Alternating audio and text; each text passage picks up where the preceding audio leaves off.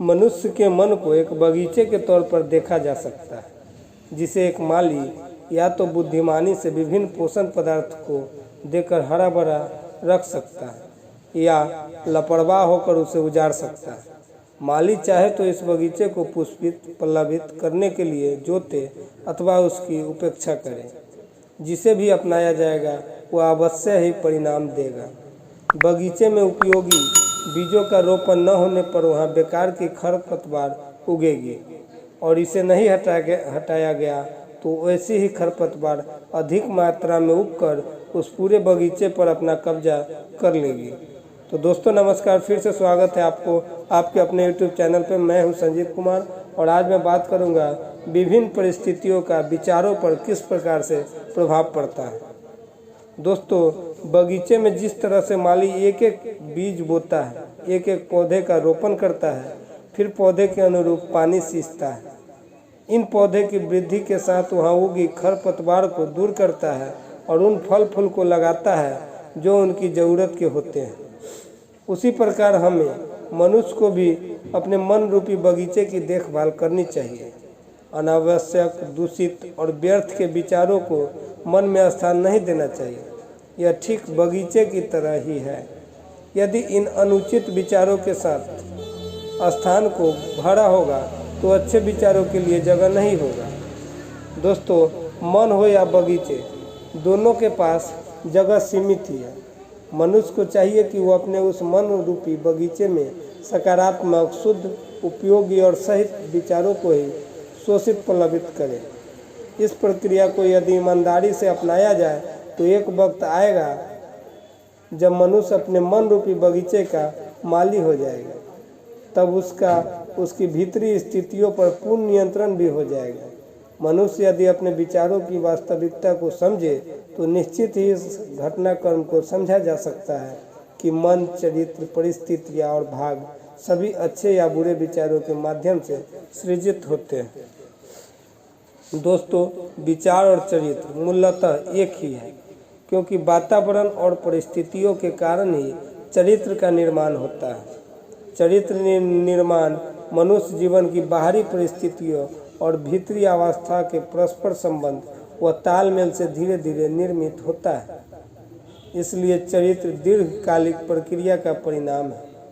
इसका यह मतलब नहीं है कि किसी भी समय पर जैसी हमारी परिस्थितियां हैं वे हमारे पूरे चरित्र का प्रदर्शित करती हो। इसका अर्थ यह है कि वह तमाम परिस्थितियां हमारी विचारधारा के किसी जरूरी पहलू से तथा उस निश्चित समय के लिए इतना नज़दीकी से जुड़ी हुई है कि वे हमारे प्रगति के लिए आवश्यक है। आज हम या आप जहाँ भी खड़े हैं वह अपने विचारों के कारण ही संभव है। ये बहुत बड़ी बात है, इस पर ध्यान देने की आवश्यकता है। वही विचार जिन्हें हमने अपने भीतर अदृश्य चरित्र में स्थापित कर रखा है, यह विचार ही हमें इस स्थिति तक लेकर आया है। चाहे यह विचार अच्छे हो अथवा बुरे, उनका स्वतः मूल्यांकन किया जा सकता है। तो स्पष्ट है कि हमारे जीवन की संरचना में संयोग के लिए कोई स्थान नहीं, लेकिन इतना सच है कि सब कुछ उस नियम का परिणाम है जो कि अचूक है और अपरिवर्तित भी। यह बात उनके लिए एकदम सही है जो अपनी परिस्थितियों के तालमेल से विपरीत होने का अनुभव करते हैं, और उनके लिए भी जो परिस्थितियों से संतुष्ट रहते हैं। एक प्रगतिशील और जागरूक मनुष्य के रूप में तुम जिस स्थान पर भी हो वहाँ से जीवन में प्रगति कर सको, यह ध्यान रखना अनिवार्य है।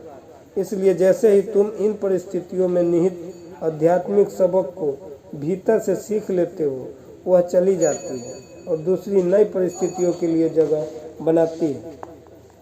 हम परिस्थितियों द्वारा कष्टों को तब तक ही सहन करते हैं जब तक कि हम इसमें लीन होते हैं और विश्वास करते रहते हैं कि हम बाहरी परिस्थितियों द्वारा प्रभावित होते हैं।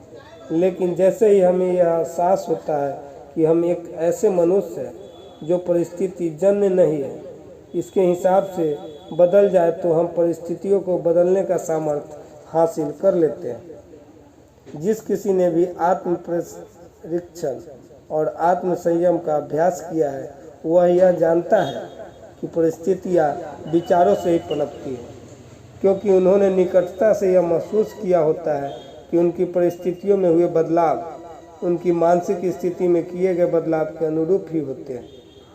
यह एकदम सत्य है कि जब तुम उत्सुकता और उत्साह के साथ अपने चरित्र की कमियों को दूर करने में स्वयं को लगा देते हैं तो हम बहुत जल्दी प्रगति की तरफ बढ़ने लगते हैं और बहुत सारे परिवर्तन हमारे जीवन में के सामने प्रकट हो जाते हैं। मनुष्य की आत्मा जिसे भी गुप्त रूप से चाहती है, जिससे प्रेम करती है और जिससे डरती है, वह एक तरह से उसे आकर्षित करती है। यह संजोगी हुई शक्ति आकांक्षाओं की ऊंचाई तक पहुंचाती है और वह अनिश्चित बार बार प्रकट होने वाले भय की गहराइयों तक जाती है। परिस्थितियाँ वह माध्यम है जिस पर विजय या पराजय के बाद आत्मा स्वयं को प्राप्त करती है। प्रत्येक विचार रूपी बीज जिसे मन की परतों में बोया जाता है या जड़ पकड़ने दिया जाता है, फसल देता ही है और देर सवेर किसी कार्य के रूप में फलता फूलता ही है। उसमें परिस्थितियों के अनुरूप ही फल पकते हैं। अच्छे विचार के माध्यम से अच्छे फल और बुरे विचार के माध्यम से बुरे फल प्राप्त होते हैं। बाहरी परिस्थितियां मनुष्य के अंतर्मन का निर्माण करती है और परिस्थितियां चाहे अच्छी हो या बुरी, यह वे घटक है जो किसी मनुष्य को प्रभावित करती हैं। विपरीत परिस्थितियां मनुष्य को बहुत कुछ सिखाती है। अपनी फसल को हम स्वयं काटते हैं, इसलिए कष्ट हो या आनंद, दोनों से ही हमें सीखते हैं। कोई भी व्यक्ति गरीब स्थिति या जेल में भाग्य अथवा परिस्थितियों की क्रूरता के कारण नहीं पहुंचता, बल्कि निम्न विचारों और घटिया इच्छाओं के कारण पहुंचता है। और न ही ऐसा होता है कि एक सच्चे मन वाला व्यक्ति एकाएक किसी बाहरी शक्ति के दबाव में आकर अपराध बोध से ग्रसित हो जाए। यह धीरे धीरे होता है। उस व्यक्ति के मन में अपराधी विचार गुप्त रूप से पनप रहा होता है और अवसर आते ही वो अपनी पूरी शक्ति के साथ प्रकट होता है। परिस्थितियाँ शक्ति का निर्माण नहीं करती, बल्कि व्यक्ति जैसा होता है उसके लिए उसी तरह की परिस्थितियाँ उत्पन्न होती है। दोस्तों, केवल हमारे बुरे विचारों के अतिरिक्त कभी भी ऐसी परिस्थितियाँ हो ही नहीं सकती जो हमें बुराइयों या उसके साथ ही कष्ट की ओर हमें नीचे की तरफ लेकर जा सके। उसी प्रकार ऐसी कोई स्थिति नहीं हो सकती जो बिना अच्छी और सफल आकांक्षाओं को निरंतर पैदा कर सके। हमें पुण्य और सफलता तथा उससे जुड़े सच्चे आनंद की ओर ऊपर उठना है। इसलिए हम अपने विचारों के स्वामी और मुखिया होने के नाते स्वयं को मानते हैं और स्वयं को बनाते हैं, अपनी परिस्थितियों को आकार देते हैं और उसके रचयिता भी हैं। दोस्तों, जन्म के समय एक आत्मा अपने पूर्ण स्वरूप में आती है और उसकी धरती की यात्रा शुरू हो जाती है। वह अपने प्रत्येक कदम से उन स्थितियों के मिश्रण को आकर्षित करती है जो स्वयं प्रकट होती है, जो उसकी पवित्रता और अपवित्रता को, दुर्बलता और सामर्थ्य को प्रतिबिंबित करती है। हमें यह मानना चाहिए कि हम जिस किसी भी स्थिति परिस्थिति में हैं उसे हम आकर्षित ही नहीं करते, बल्कि उसके निर्माता ही हम हैं।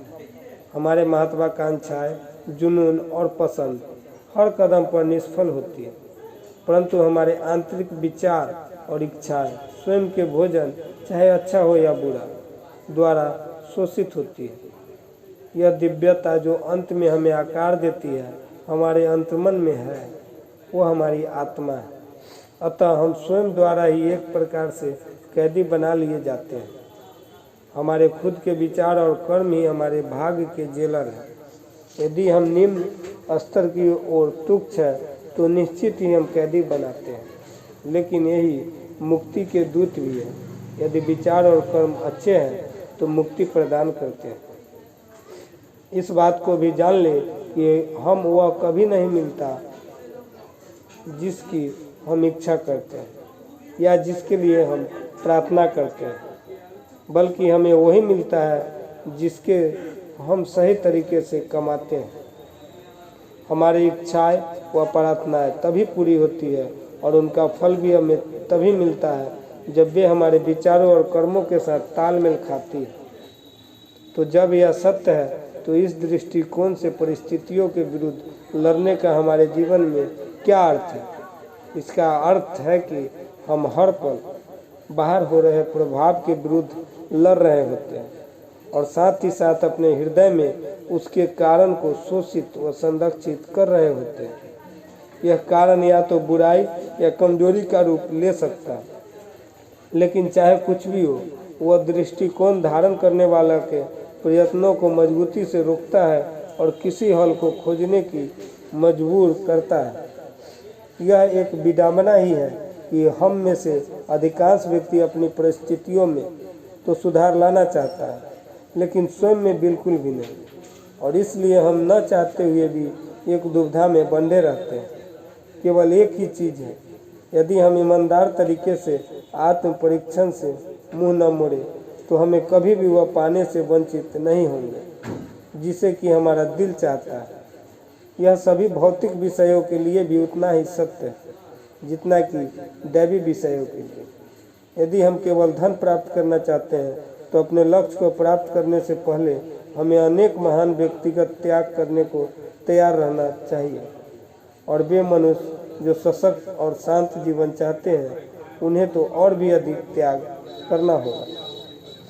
जैसे कि कुछ लोग हैं जो अत्यंत गरीब हैं, वे बहुत बेचैन और परेशान रहते हैं कि उनके आसपास का माहौल और घरेलू सुख सुविधाएं सुधरनी चाहिए, फिर भी वे अपने काम से मुंह चुराते हैं और यह मानते हैं कि अपने मालिकों को धोखा देकर वे सही कर रहे हैं, क्योंकि उन्हें बहुत कम वेतन मिलता है।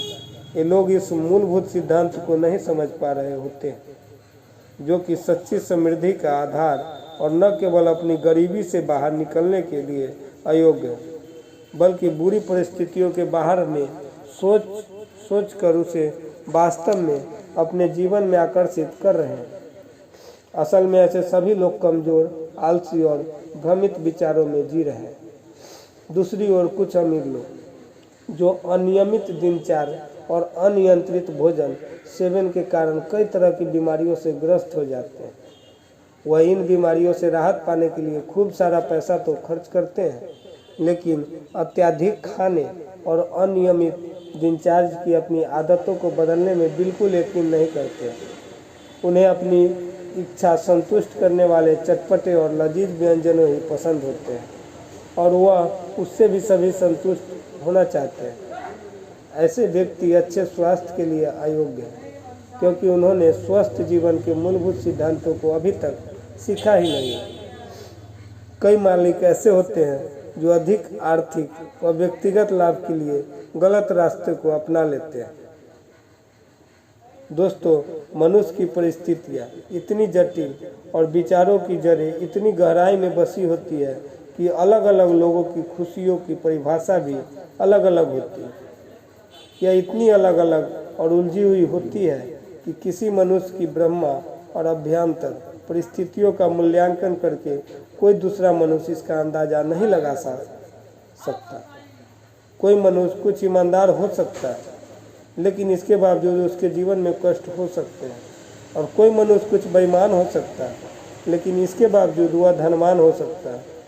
फिर भी यह सोचना पूरी तरह से बेईमानी ही है कि एक मनुष्य अपनी ईमानदारी के कारण कष्टों को पा रहा है और कोई उसी से समतुल्य दूसरा व्यक्ति अपनी बेईमानी के कारण धनी बना है।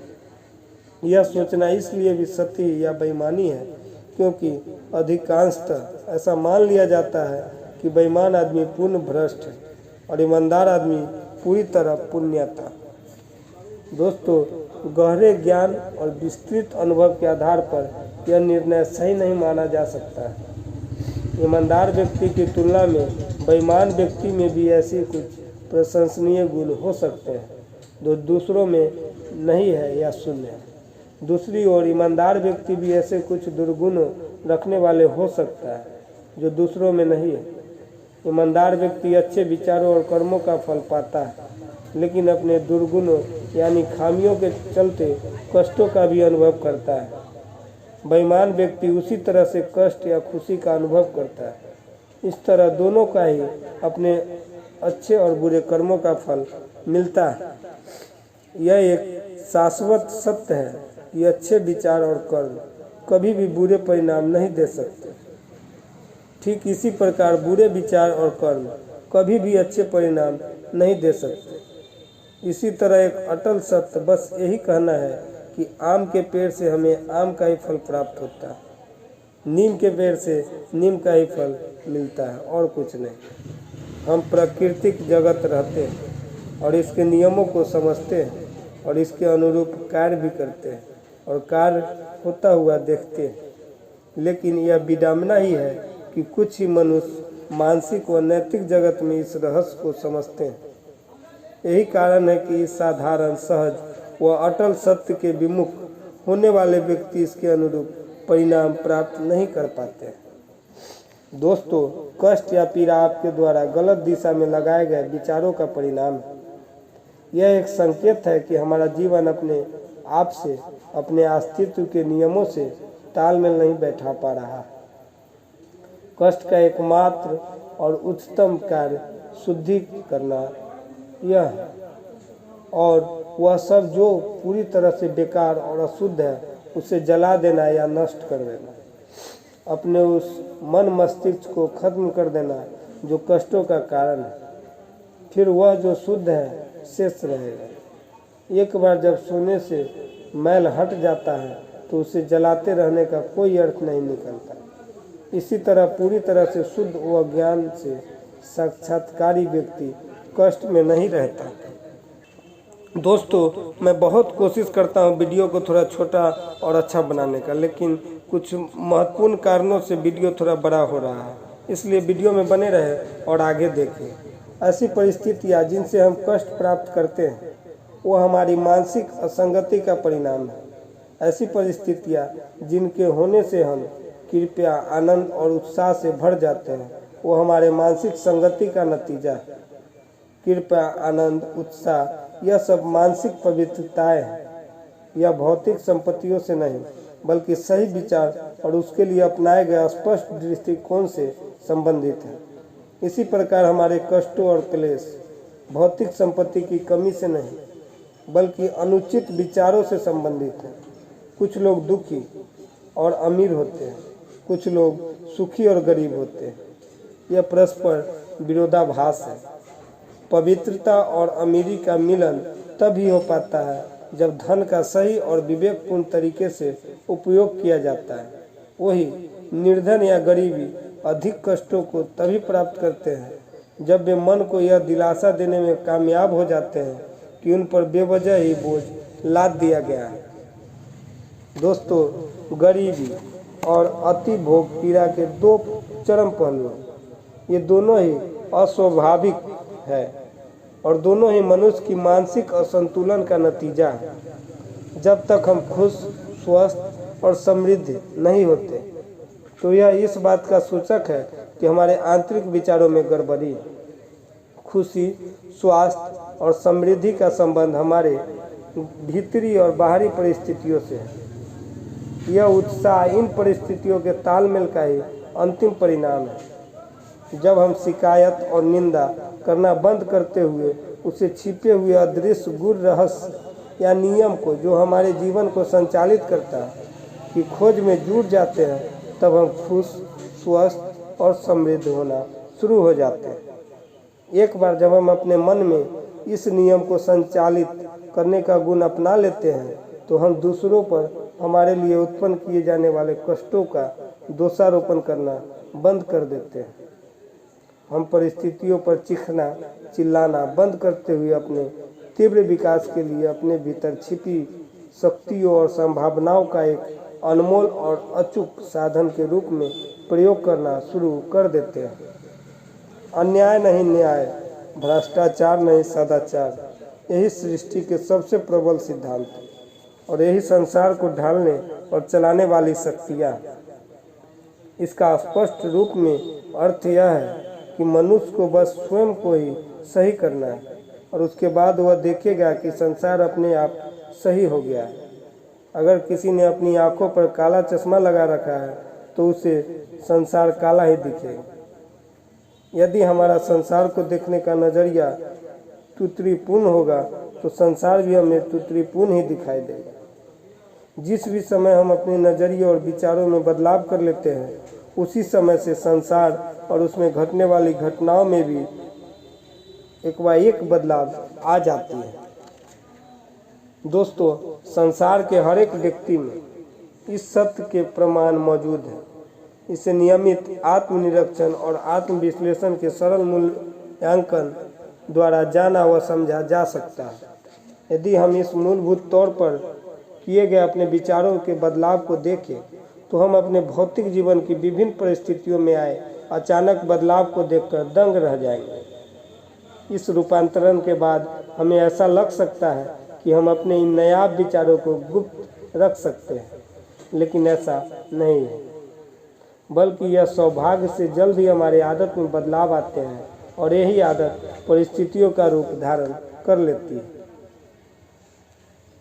दोस्तों, निकृष्ट विचार, आक्रोश और नशे का सेवन करना धीरे धीरे आदत बनते हैं और यही आदत परिणाम स्वरूप व्यक्ति को कष्ट, पीड़ा और गरीबी का रूप ले लेती है।